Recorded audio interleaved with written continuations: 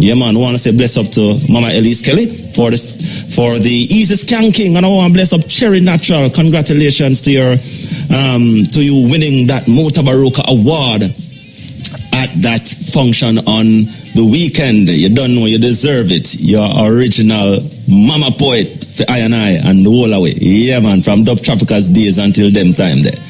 Yeah. So I want to yield up all Dub Traffickers and all one. Yeah, man. Dignitary stylish on the stepping razor today. And of course, Roger Concrete Asphalt holding a fort for Motown. I want to say, yeah, man, Neil will be keeping your company as well as Shamara. And we go until 6 o'clock. Say, yeah, man, just send me come. Me not lying. Just send I come. And you see, them song there, you know, we used to dance because it's stylish. It's full of style. But guess what? It's also full of consciousness. I just love when the style and the consciousness go together. Yeah, man, it's just one wholesome thing when the style and the consciousness go together. All right? So, you know, we're going to cut it through. And of course, we have a release here from the office of the Prime Minister. He was given an update on his visit with former Prime Minister Edward Seaga. Well, according to release, the current Prime Minister, he visited the Honorable Edward Seaga Hospital in Miami yesterday, where he is receiving treatment for serious illness. Mr. Seaga, who will be 89 at the end of May, is in positive spirits, considering the physical effects of his illness and treatment. According to release, the Prime Minister said he assured Mr. Seaga that Jamaica is in a good place. The economic recovery is being carefully managed. And he also passed on to him the many expressions of concerns, love, prayers, and good wishes for him from the Jamaican people and from his former constituency of West Kingston, among many of other national and personal matters about which they spoke. Mr. Seaga inquired about football. Of course, you know, he's the president of the Tivoli Gardens Football Club. Big man in football. Of course, he was also president of the PLCA, PFAJ as well. And that became a passion for him in his later life. And also Minister Grange, she updated him. They generated light moments and they smiled and had a laugh. At the end of the visit, they held hands, prayed with Mr. Seaga for his improvement. He thanked them for lifting his spirit by visiting him and expressed his deep gratitude and love for the Jamaican people whom he served all his life. Mr. Seaga is under close medical supervision by a team of doctors, including Jamaican specialists and nurses, and is surrounded by his family at this time. The family conveyed that they are touched by and thankful for the outpouring of love and support for the Jamaican people. They ask that we continue to hold up Papa Eddie in our prayers. Yeah, man, a man who has done a lot for Jamaica, especially culturally. Yeah, yes, indeed. All right, so as I say, we're cutting it through. It's not the cutting edge, but it's the stepping razor. So, as them say, step it. Yes, Jamaican people, this is the stepping razor. So we are at the 39th anniversary of that evening tide home fire, you know. It's a tragedy that not many two Jamaicans easily remember, but one which occurred during their country's darkest day. And of course, it's something that has always left an indelible mark on my consciousness when I was a little youth, them time there. And of course, older Jamaicans will recall that more than 153 elderly women were killed in the fire on May 20. So we are at that time now, and it's a thing where I'm not going to let go so easy. Seeing this happened in 1980, the year when the country was engulfed in what them call civil war, you know, them time there. So more than 800 murders at the time. Why? When you think about 800 murders then, and them say it was the country's darkest day, much less. No, it's a clock all nearly 1,000 odd, you know. So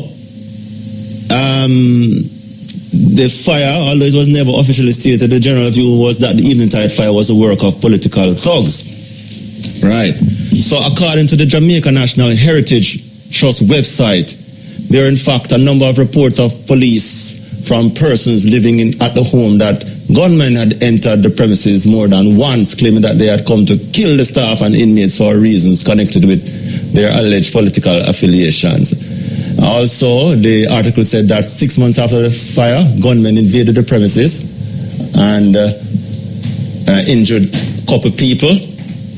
But the thing is that the horrific deaths resulted in the then Prime Minister Michael Manley declaring May 26, the day of which the Eventide fire victims were buried in a mass grave at the National Heroes Park, a day of national mourning. Of course, you know that mass grave is just down the bottom of Heroes Circle beside the gas station near Heroes, near Ministry of Education. It's right in front of the gas station. Around that side, a big monument for the 150. So it was a sad time in Jamaica, and I always remember that is in May, them time it happened, and it's a thing we left a mark on my consciousness. And sometimes the things that were happening in Jamaica, sometimes I wonder the things that were happening in the past, if it have a retribution effect on our society today, how we treat the elderly.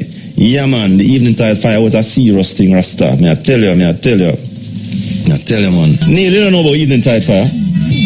You know about it? Man, young but no star, man. Prime Minister Andrew Holness says former Prime Minister Edward Seaga is in positive spirits considering the physical effects of his illness and treatment. Mr. Holness visited Mr. Seaga yesterday at a hospital in Miami, Florida, where he is receiving treatment. In a press release this morning, Mr. Holness said he passed on expressions of concern, love, prayers, and good wishes to Mr. Seaga from the Jamaican people and from his former constituency, West Kingston. The Prime Minister said Mr. Seaga expressed deep gratitude and love for the Jamaican people. Mr. Seaga is under close medical supervision by a team of doctors, including Jamaican specialists and nurses, and is surrounded by his family. The former Prime Minister will be 89 at the end of May. Detectives attached to the Clarkstown Police Division are now carrying out investigations surrounding the death of a man in Clarkstown yesterday. The deceased has been identified as Nicholas Horton, also called the Bada Bada of Hyde District, also in Trelawney. Reports of that residents reported hearing gunshots and summoned the police. Upon their arrival, Horton was discovered suffering from gunshot wounds. He was transported to the Falmouth Hospital, where he was pronounced dead.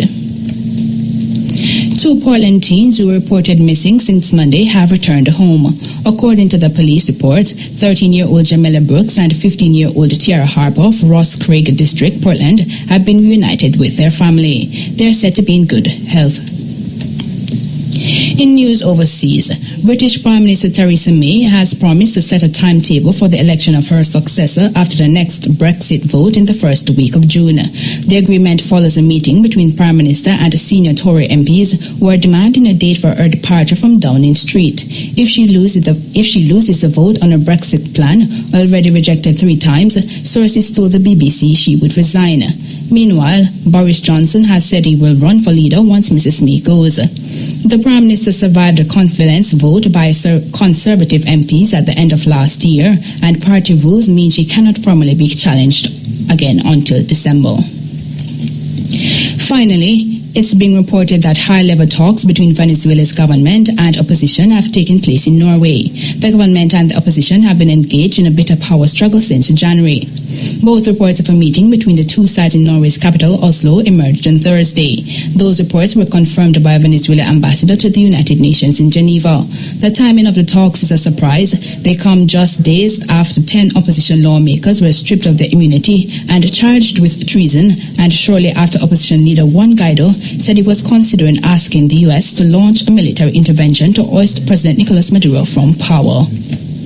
Those were the local and international headlines, brought to you by Stevenson's Electronics, 56 Main Street, Ocho Rios. Everything electronic and more. Major news is next at 5:45. From the RFM newsroom, I'm Maisha Brody.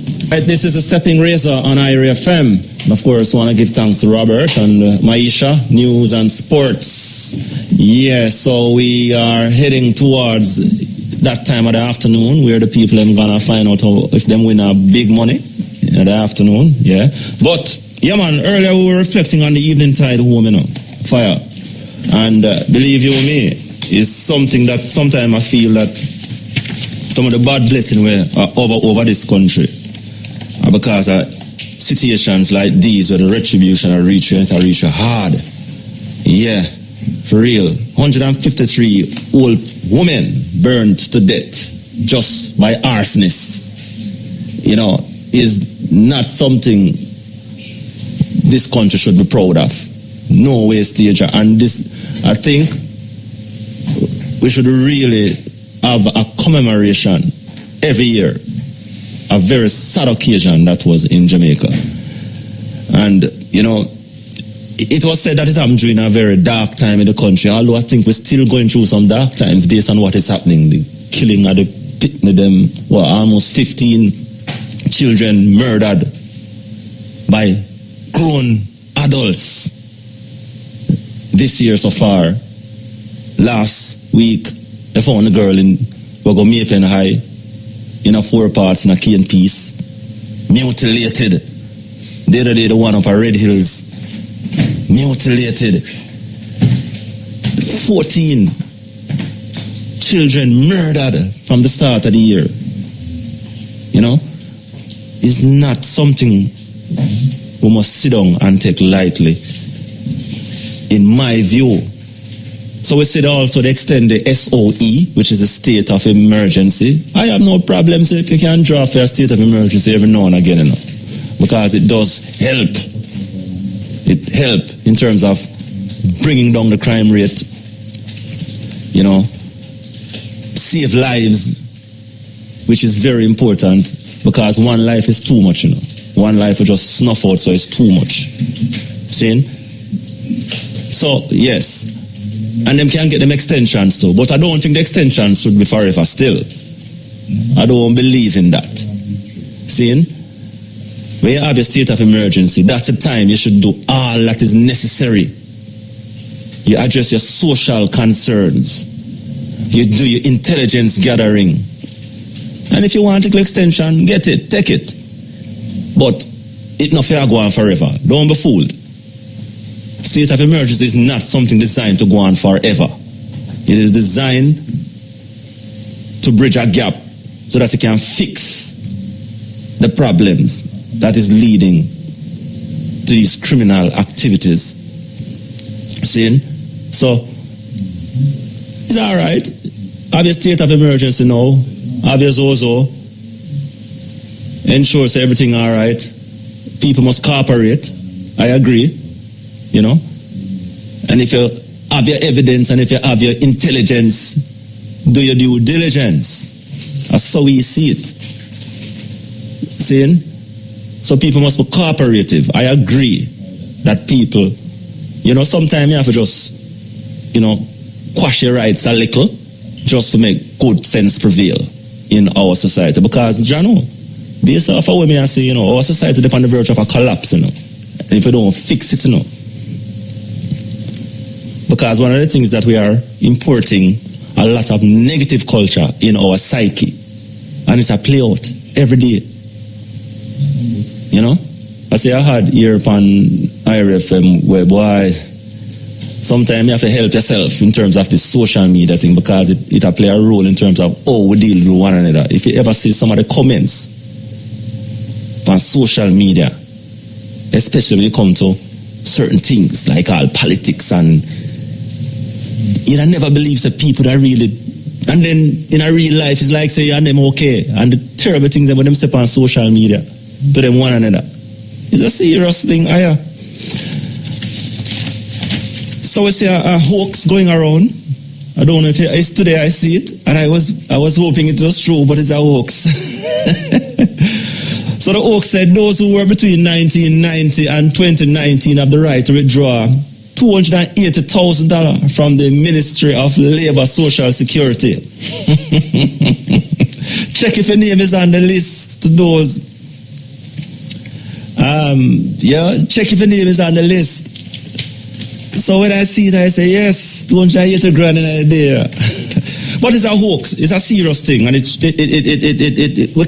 can't continue like this. So the Ministry of Labor has sent out a release dated Thursday, May 16. The Ministry of Labor and Social Security wishes to advise the public that a fake message about the ministry's programs is being circulated on social media.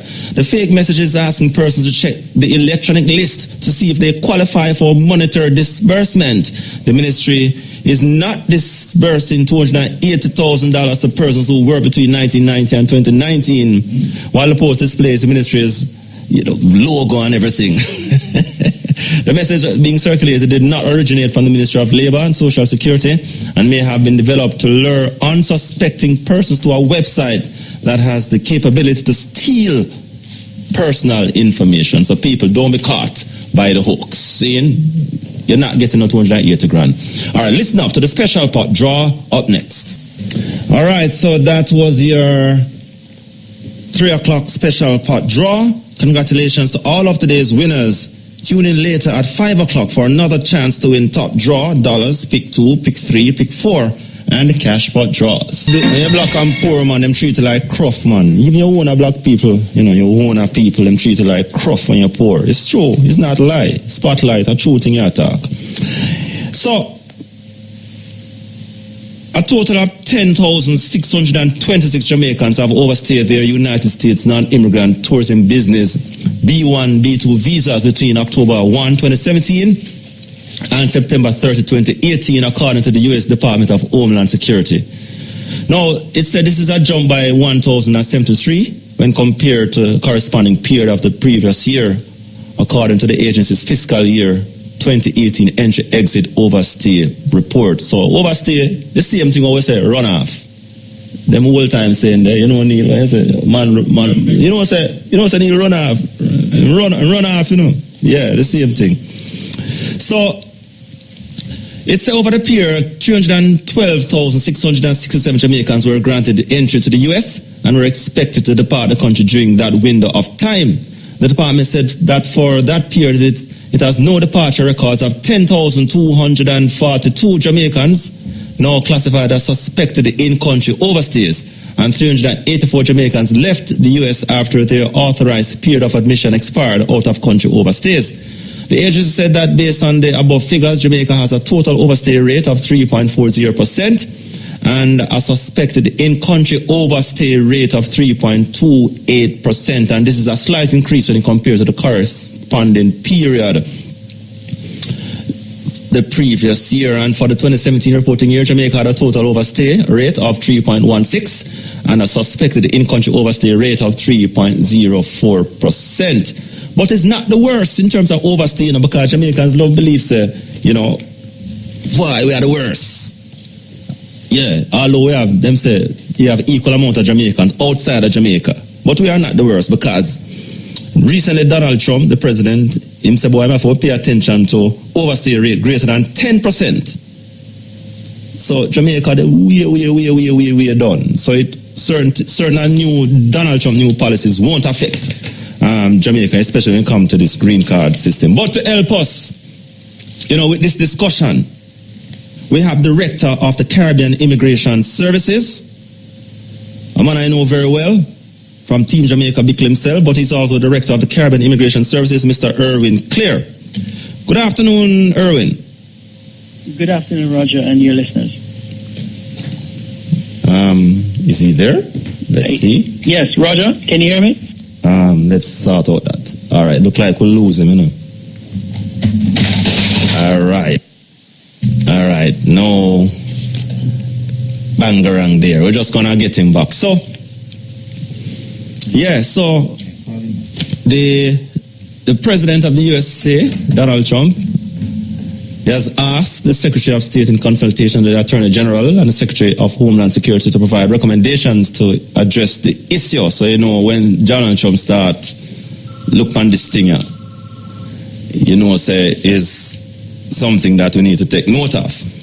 All right, let's see if we get back Irwin. Irwin? Yes, Roger, can you hear me? I'm hearing you, but...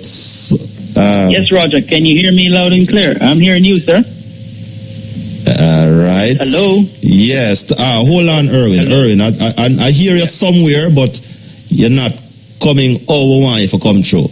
But I hear you somewhere. The technical capability of Dr. Neil is sorting things out. But I hear you somewhere. I'm not in Ocho, that's for sure. All right, hold on, Irwin. Don't move. So let's hope is it this. Erwin. Yes, Roger.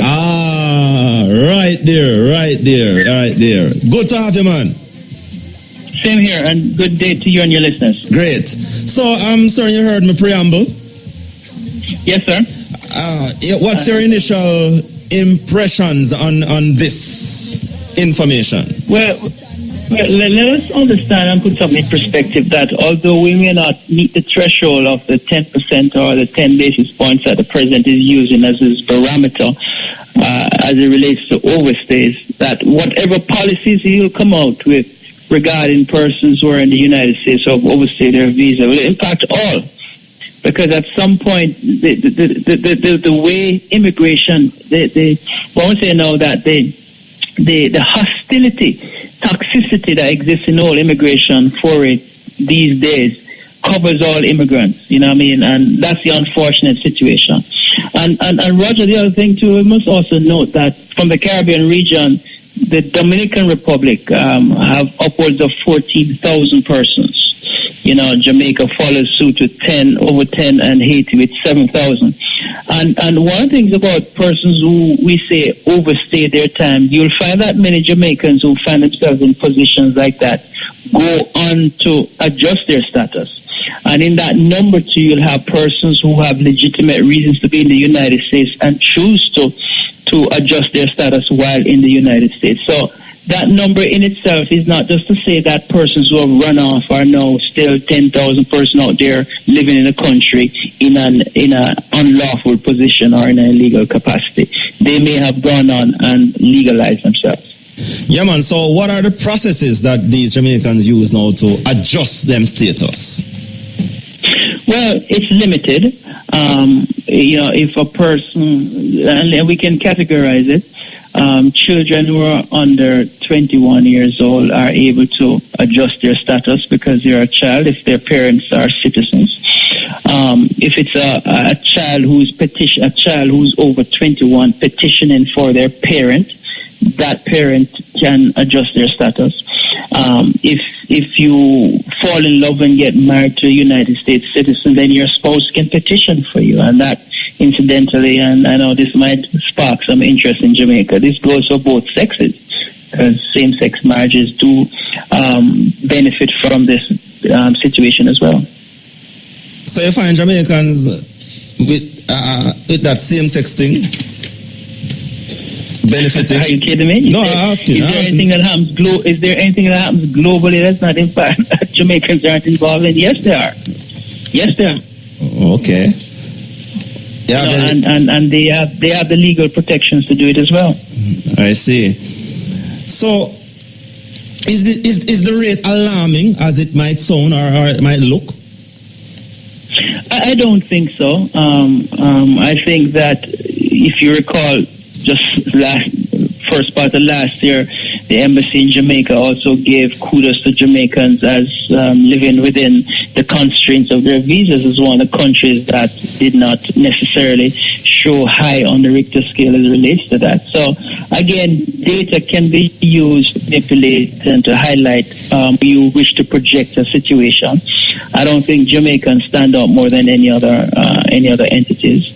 But yes, there's still a higher amount of persons who enter the United States and overstay their time due to whatever the circumstances are. But like I said, you know, they do not sit around in those categories for long, especially, you know, the fact that they would have entered legally, it accords them an opportunity to use one of the avenues I just mentioned to adjust their status.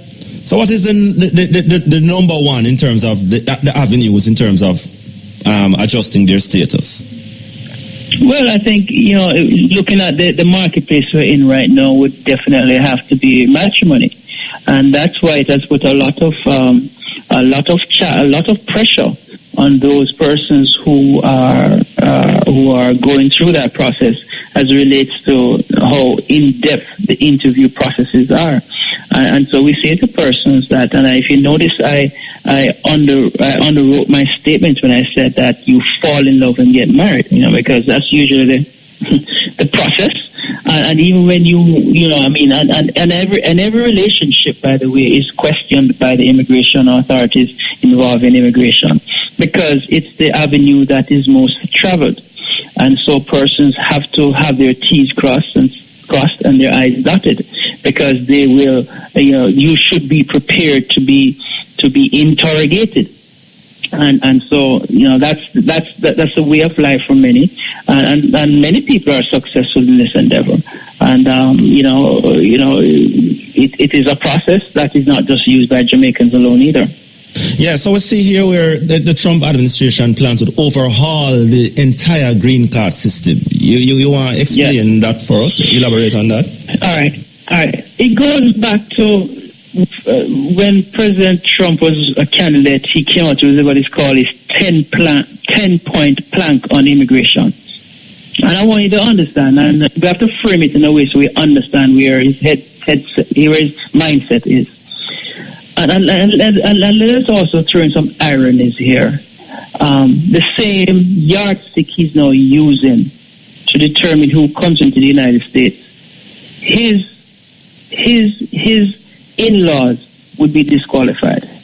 They just became citizens last year. So it's interesting that how the mindset of my president is. But his argument is about curtailing, reducing legal migration, legal immigration. Because in his 10-point plank back then, he wanted to revert back to the 1965 methodologies of how persons enter the United States. And we're going back to this whole merit system. It's called cherry picking, which means Jamaica and Caribbean nations, especially nations in our region who are unable to provide opportunities to their young people with high skills and education, will now see an opportunity for young people to seek entry into the United States based on a merit basis. Right now, it is true, most of the immigration into the United States is skewed towards family reunification. 57% to 12% for merit base. They're going to be flipping that around. The same amount of visas will be issued, same amount of cards will be available, but they'll flip that around. In other words, over 50% will go towards merit base, and a smaller amount will go towards family reunification, which incidentally is the backbone on which the United States was built. Because when you think of it, that the United States is made up of immigrants from all walks of life. And so the idea here, according to the Trump administration, is to change from family reunification. In other words, curtail things that are called like chain migration, which, for example, I petition for you and you have 10 children and aunts and brothers and sisters coming in.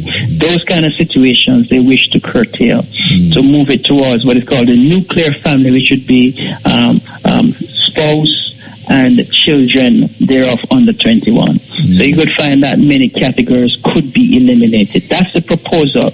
But I'll tell you though that this proposal, Roger, has not, many people say it's dead on arrival. It's more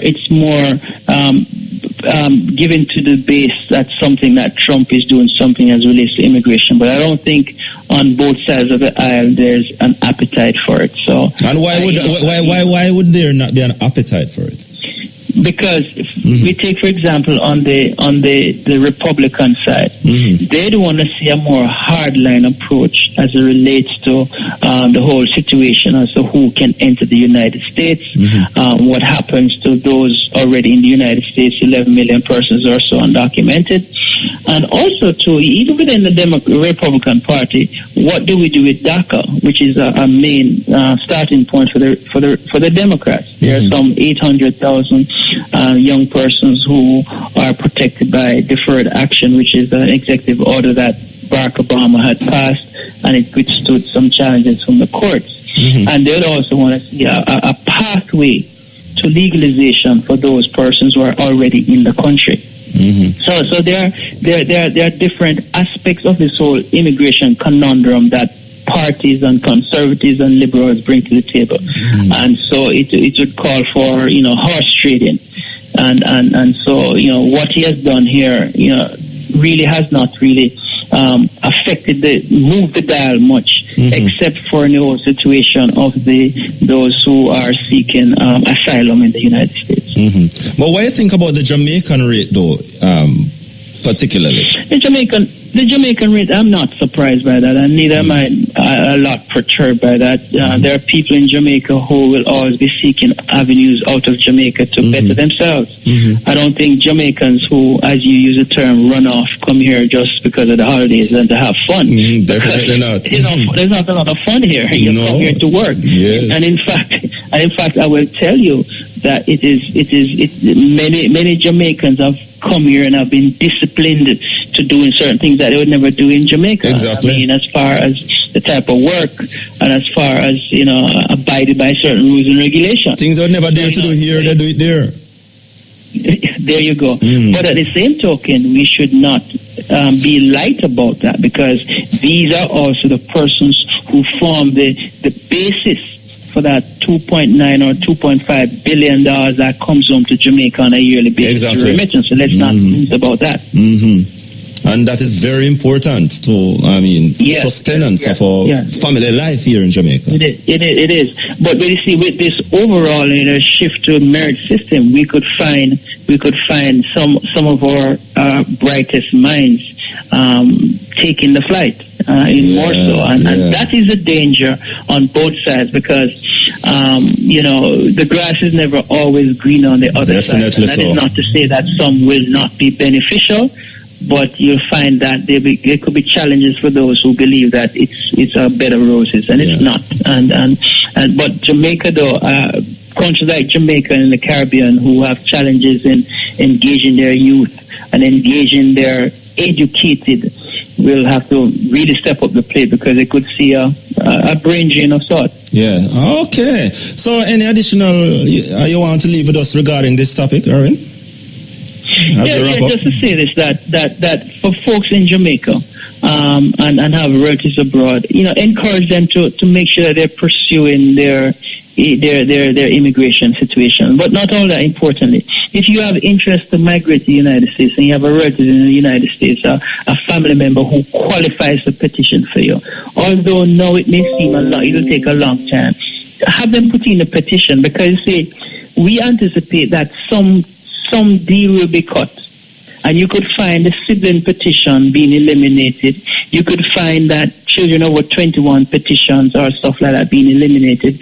But what will happen is that applications already in the system are usually grandfathered. So if you have relatives in the United States who are in a position to petition for you, and you're outside of the immediate categories, meaning that you're not a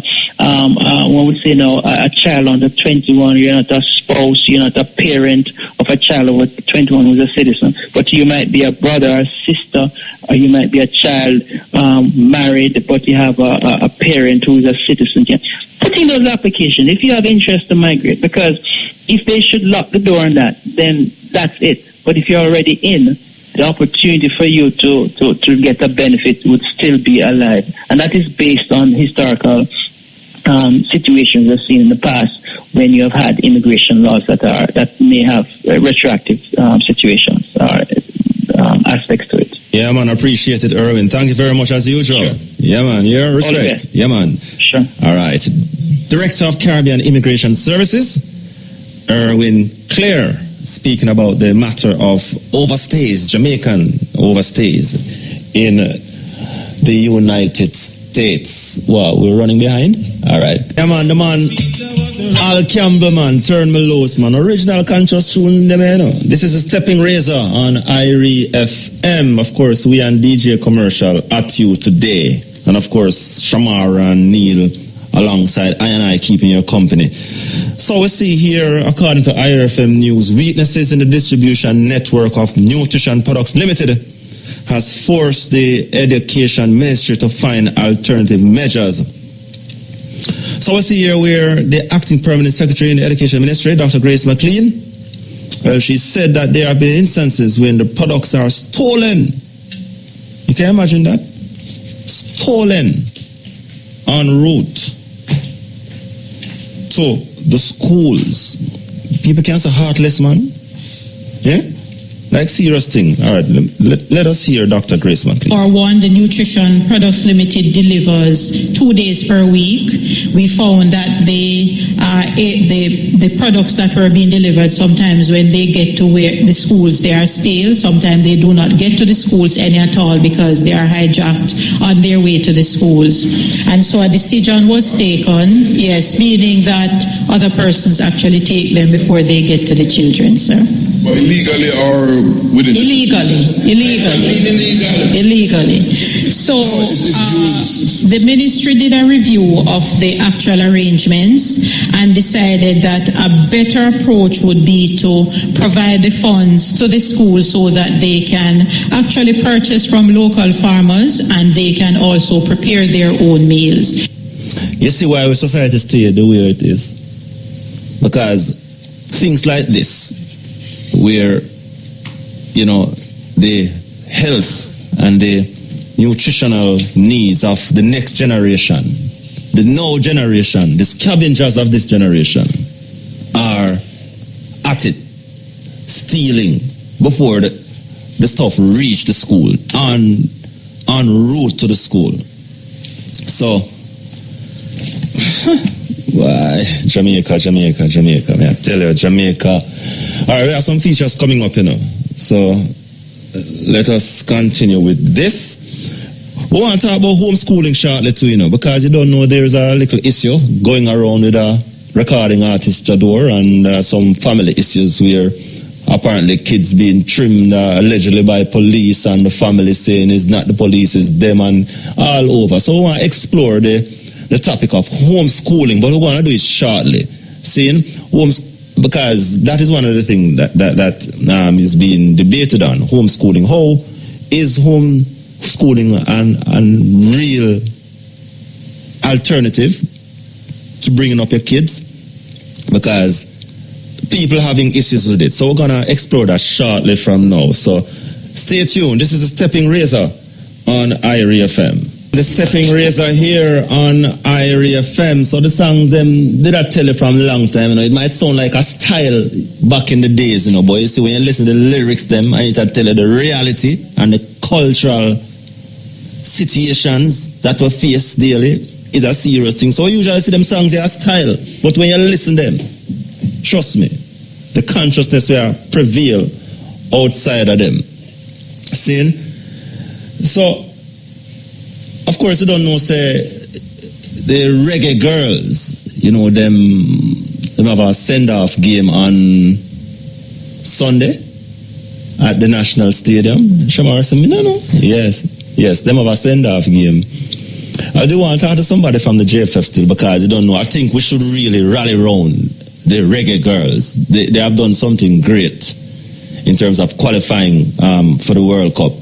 I'm really, really, really happy.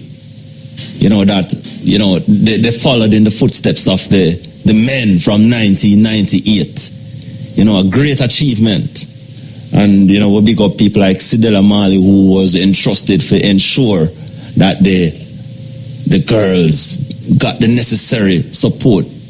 And they really got it. And, of course, you know, things never so rosy still, but they still managed to pull. You see that Jamaican spirit, that Talawa spirit in of us, is a very real thing. Trust me. And we're proud of them, we're happy for them, and we are urge the Jamaicans to go out and to really support them on Sunday against Panama in them send-off game. See? So, the other song out, it named Strike Hard, produced by the Marley family.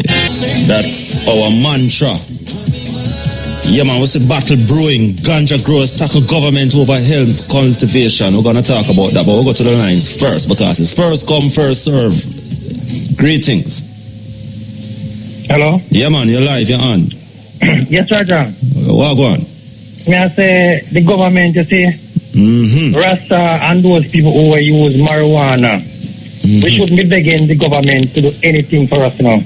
We need to get rid of them. It's simple because they're going to keep on frustrate me and keep up one bag of things, draw them, put on all them kind of something there.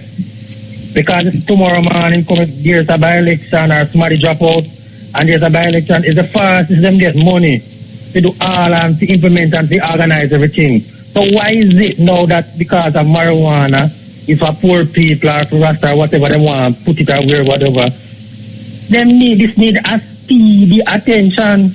And when you say speedy attention, hello. When you say speedy attention to what? What needs speedy attention? No man, in terms of regulate and pay the lower man, the man with down at the bottom can't be doing business or whatever, you understand? Oh, so you mean so hold on. So you say the crumbs that the small man getting right now, he's supposed to get a good slice of the cake. That's what I said. Yes, man, good slice of the cake.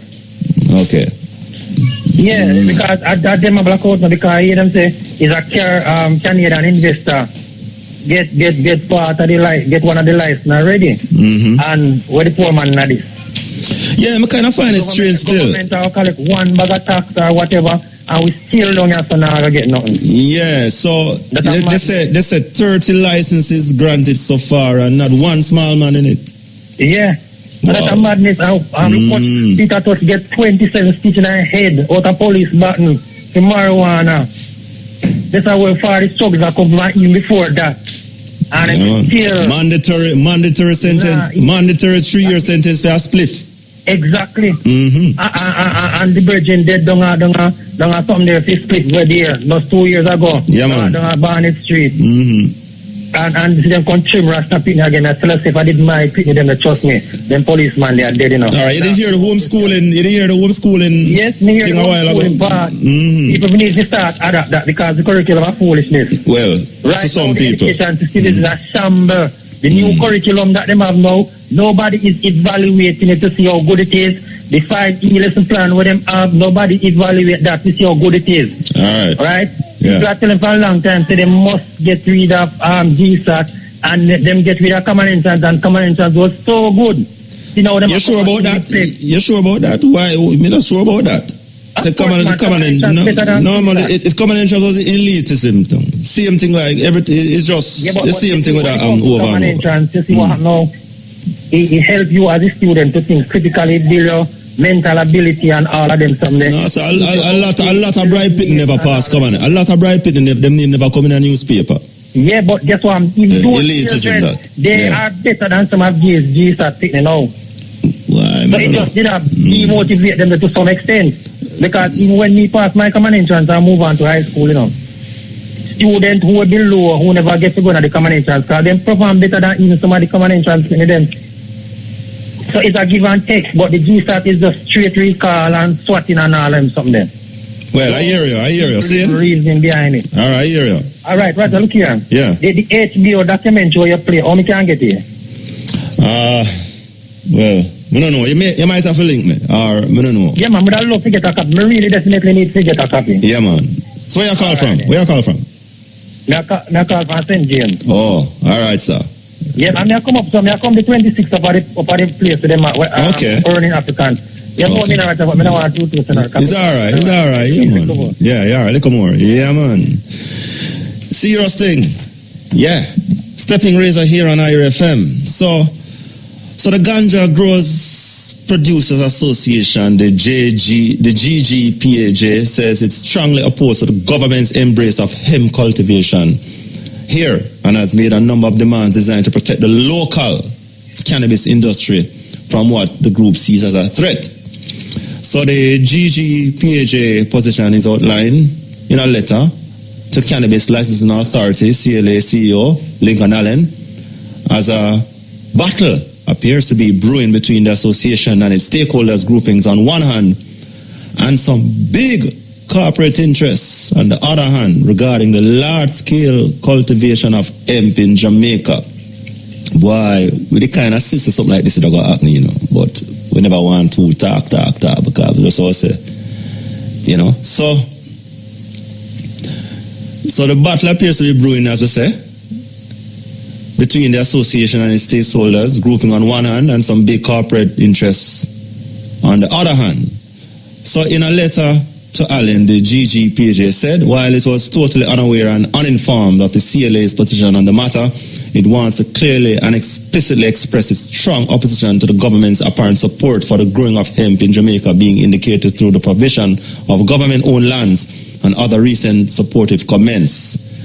GGPAJ added his the understanding, rightly or wrongly, before any new crop is introduced, and certainly on a large-scale basis as being contemplated, there should be an environmental impact assessment study.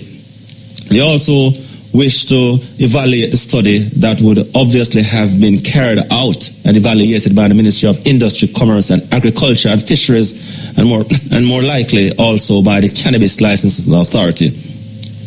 So the Ganja Growers Producers Association, which comprises home growers, were entitled to grow 5 plants in their own for their own therapeutic purposes. Unlicensed traditional farmers who are in the process of transitioning to the legal industry, Rastafarians who have rights to grow sacramental herbs, and licensed ganja cultivators, as well as all other applicants to the CLA, outline what it described as its interim position on the cultivation of hemp in Jamaica. The government and the CLA, the group said, must first and foremost promote and protect the interests of the cultivators and cultivation of ganja, by extension the regulated and traditional ganja farmers. The association is also asking that indisputable scientific evidence be provided about the non-threat or threat of the local ganja industry. In addition, the Ganja Growers Producers Association wants land slated to be made available for the growing of hemp to be also made available to people wishing to cultivate ganja, and I agree, and that this distribution can be done in a fair, equitable and transparent manner, with the GGPAJ being constituted about that process. You know, recently I heard the Prime Minister say, Jamaica is on the course to becoming a very rich country. But sometimes I ask the question, rich to who? Unless things are done equitable, where every jackman who have ambition can get a part of this cake. Ganja is Jamaica's gold. Ganja is Jamaica's oil. And every man is entitled to this piece of cake. If you go to Dubai, if you go to the Middle East, the oil, everybody I live good off of oil. I feel so everybody can live good off of Jamaican ganja, if we really intend to become a very rich country. So also the association is asking that a full cost-benefit analysis be done for the cultivation of ganja and hemp. The group said its position is based on feedback it received from island-wide consultations over the past 2 months, culminating with the All-Island Growers consultation held at Gulfview in Mandeville on May 1, as well as a national strategic review consultation held on February 26 at the Ligani Club in New Kingston. The group said it has received numerous anti-hemp comments on its WhatsApp platforms, the Ganja Forum, the GGPGA's Rasta Rights. In addition, its position is informed by notes prepared by the chairman of the GGPAJ's Scientific Committee and former CEO of the Scientific Research Council, Hawthorne Watson. The association said that it has not been included in any consultation on the matter of hemp cultivation in Jamaica. Jamaican government, watch it, watch it. Remember, you had laws that discriminated. If a man have a spliff, him go mandatory jail for 3 years. Watch it. Justice. Remember saying, you can't have a prosperous society if you don't have justice. All right, listen up. Top draw, dollars, pick 2, pick 3, pick 4, cash pot, drive time draws up next. Rising sensation, Coffee Man. Yes. Well, as a Kingstonian, I is feeling the water hose. Trust me, whenever I go up daytime or whenever I go up, I can't I can't feel comfortable. Some serious water was happening in Kingston and St. John as to speak. Sometimes for weeks, no water in the pipe. And it's almost a crisis. Yeah, man, we see people on the brink. So we're going to talk with the president of the National Water Commission, Mr. Mark Barnett, and he's going to give us some clarity as to this water position in the corporate era. I want to say a very good afternoon to you, sir. Hi, good afternoon. And welcome. Thanks. When we're going to get a little reprieve, sir, when the rains come? That is the best thing now, based on where we are. We are expecting that we'll get rain in latter part of this month into June. Other than that, we will continue to distribute in a regulated way the water that we currently have in storage and are able to get from the different sources. Yeah, so that's basically the situation now as it is. Yeah, my household experience is that it's very far and between, and sometimes it come like say 3 o'clock in the morning for 10 minutes, maybe all after 5 days, 6 days, 7 days, and then that's it again. Is that bad? It is bad in a number of areas and bad for a number of reasons. I'm not sure where your particular area is, but in generally across the corporate area, when you do a regulation and depends on, and again, a regulation will only work if I don't have any other issue on the network. So every time I put a regulation in place and if I have a number of breakages on the line as a result of other activities that may be happening, it is going to disrupt the regulation. And I could just simply give you an example. If I have a break on, say, Constant Spring Road, which captures the larger distribution area in the corporate area, it have a serious deleterious effect on my regulation. And each time a break occurs, it will take me probably between 4 to 6 hours to get that fixed. I have to drain the pipe, I have to excavate at a level, I have to ensure that the work as is going down, in some instances 8 feet below ground level, is well secured, and all the rest of safety issues are in place. Because one crisis, you don't want it to create another crisis. So, these are some of the things that we face, and some are, in most instances, those are not planned.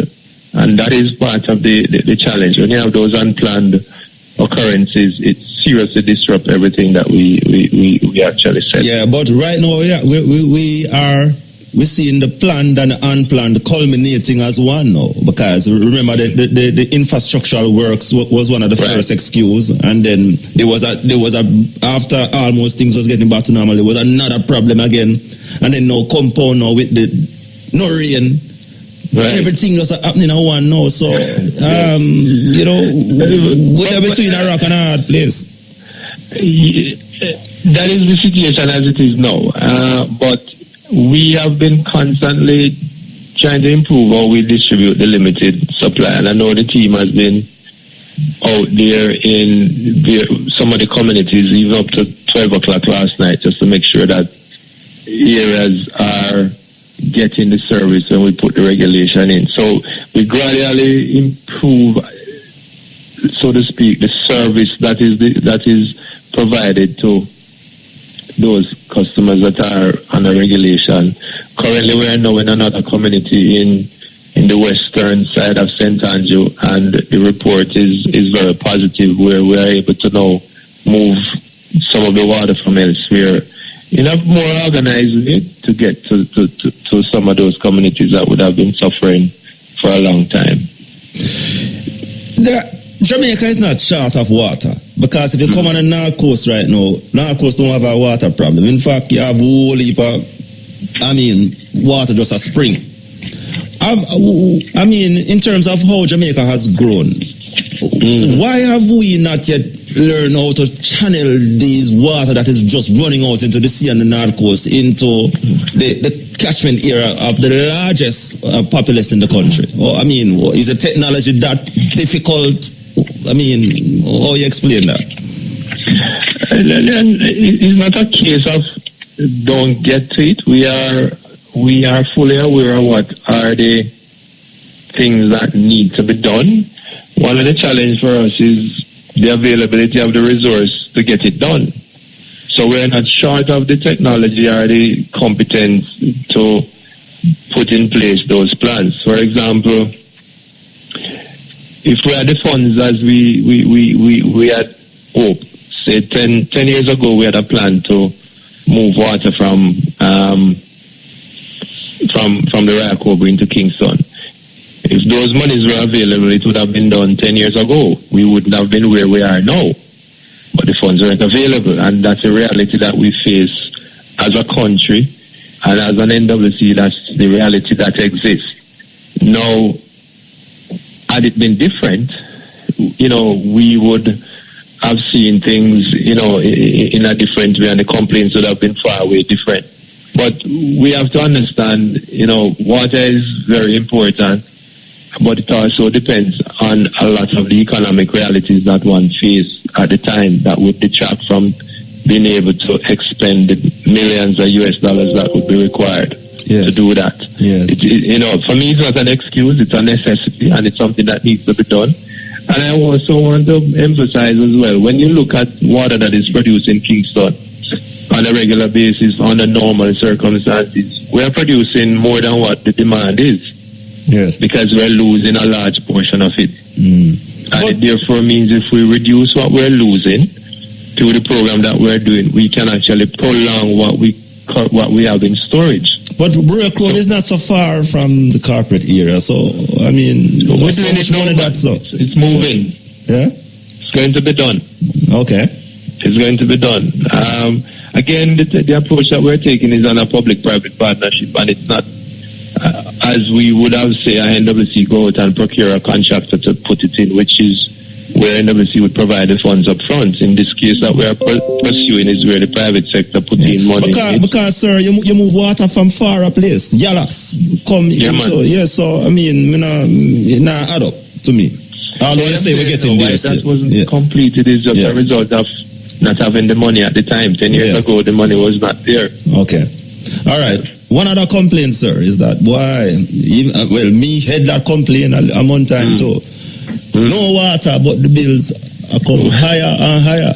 How you explain that? Becoming higher, man. Mr. President, I'm not joking, man. You are going to be getting a bill. So is that estimated bill? Is that estimated bill? Estimated all along. You will get an estimated bill. Mr. President, I tell them, the complaints is the same, I don't know which reality you're living in, but people are complaining, say, boy, I know what about the bill high, same way. All right, well, I exaggerate when it's higher, but it come high. Okay, but you can text me your details and I can particularly look into that situation. It ought not to be a case where you are on a metered service and there's little or no water coming in, depends on where you are. You're billed at a higher rate. You normally be billed at what the meter reading is and the additional service charge. I speak on behalf of thousands of people, sir.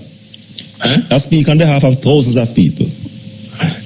You need to tell me exactly where so I can look into it, because you're speaking on behalf of thousands, yes. That is thousands with similar situations. Yes. All right, so Mr. President, so what hope you can, tell the people now? What I'm saying is some pockets that have been complained, we have improved those situations, and we are seeing no improvement in some of the areas that were complaining, especially in the Penwood Waterhouse, Olympic Garden Bay Farm, where we are currently in there, and the report that I've gotten a couple hours ago is that there's water flowing in the pipe, albeit at low pressure. So we're working to make sure that there's improvement in those areas, and I've hastened to say those are the areas that would have been seriously affected from as far back as December. While low pressure would be like heaven, or push power with them. Yeah, man. Yes. Not sure where you are. You don't tell me anything, but you can tell me off here when you finish. All right. Let us say off the Manningsville area, Manningsville Road area, up that right. side. Manningsville Road, yes. Sufferation up this one. That's another area that we have some work to do. Yeah, man. Sufferation, man. But anyway, so we have to just pray for rain. At the bottom we need rain, and we need when we are in good times, we need to conserve. Yeah, what's the dam now? What's the situation with the dams, the Mona Reservoir and the Hermitage Dam? So Mona is at 27%, go down a few points, fraction of a percentage on a daily basis. Hermitage was at 33% yesterday. Oh, yeah, it's not pretty, but yeah. Well, so what you advise consumers to do? Or continues to do now? Well, what we're advising is once you get water, try to conserve it as much as possible. I often tell for those who would have storage and who would not know when water goes or come, their usage habit doesn't change because it's as if they're on normal supply. I'm just advising that you conserve as much as possible. Just check your habits rather than keep the shower running when you're lathering your rag, rather than keep the faucet running when you're brushing your teeth. You just need to adjust those habits to shut those taps off because those are high usage. And rather than use, and I still, in some instances, observe people washing car with hose. Those need to stop because we don't have the water to do that. You also want to use your kitchen sink when you rinse your dishes to use to water your plants. The plants can use that water, and that's, as a matter of fact, it's far way better for the plants than the chlorinated water that you normally use. So there are certain things that can be done by residents when they do get water and when their storage is replenished when we do the regulation, so as to ensure that, number one, you don't need to be replenishing with large volumes, and it will help to extend the service to others who would have been affected and not getting the service as a result of those on-site storage tanks. All right, thank you very much, sir. You're welcome, sir. And we certainly wish that this improves shortly. Okay. All right. Yeah, man. President of the National Water Commission, Mark Barnett. Yes, the tight today, so we're gonna take some quick cut. Greetings. Yes, man. Welcome. Again, the waterman saying that the Albana stream running up there why they never try to do something about it. People go there and drink it, Where? Upper Constant Spring? Right? Upper Constant Spring? The name Constant Spring. Yes, it's true. Water is there running so.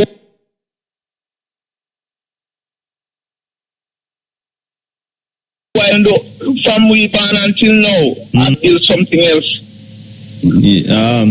Yeah, sometimes I don't know because them say come down to money. So, but they get the name Constant Spring, and there's a Constant Spring still there. Of course, clean water. You don't have to and in a channel into anywhere. No, because let me get him by the place I was, and water was running through there, and then build up a wall, block out the water. And it just break it down. He must build back the wall and left the water for because the water is coming from under the earth. Yeah, natural course.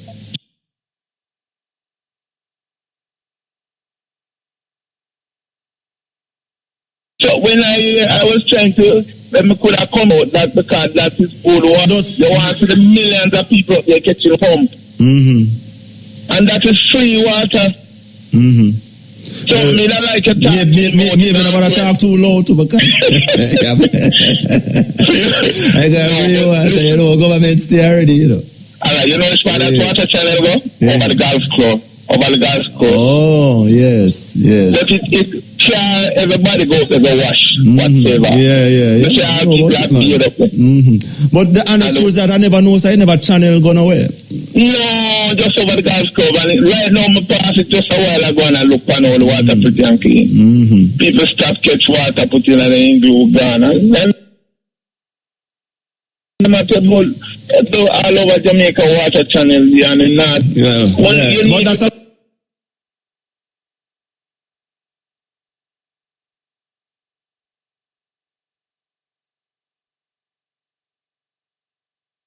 feel good. Call him attention to. There are places too, where you can find where water. Come, some mean oasis in the thing, But the oasis, the inner the middle of the thing, right? No, real oasis, Where I tell you, so yeah, all right. Yeah, more you call him attention to it. Yeah, man, certainly. Here we find out about them things. All right, thank you. Yes, man. Stepping Razor on IRE FM. We in the home stretch. Yeah, the home stretch. So time fly. Yeah.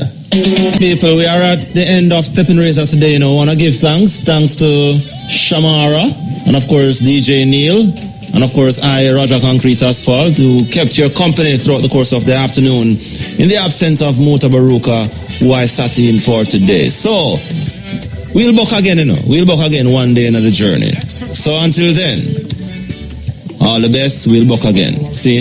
Bless up yourself, everyone, and keep it locked. So Roots Rocking Reggae Radio, IRE FM, as we stand by for news.